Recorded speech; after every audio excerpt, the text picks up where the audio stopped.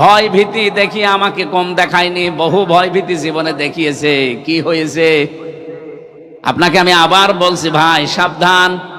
70% মানুষ বাংলাদেশে যেটা চায়, আপনি যদি এখন এ নিয়ে নিয়ে সংবিধানের দোহাই দিয়ে বিভিন্ন রকমের আর্টিকেল নিয়ে এসে বলেন না, আপনি টিকতে পারবেন না, জীবও নেও পারবেন না।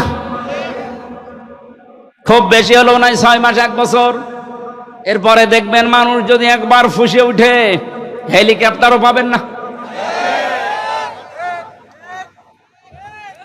এই জন্য আমরা আশা করব কেউ যেন এবার বিপদে পড়ে না যায়। আপনাদের ভালোবাসি তো, আপনাদের সাথেই তো আমি ছিলাম, এই জন্যই আপনাদেরকে সতর্ক করছি।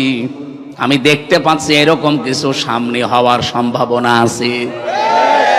এই জন্য আপনারাও যেন বিপদে না পড়েন, আমাদেরকে অন্তত আর বিপদে ফেলেন না। বহু কষ্ট অন্তত করেছি, এখন আর করতে চাচ্ছি না। আসেন সবাই মিলে অন্তত দেশটাকে দাঁড় করাই।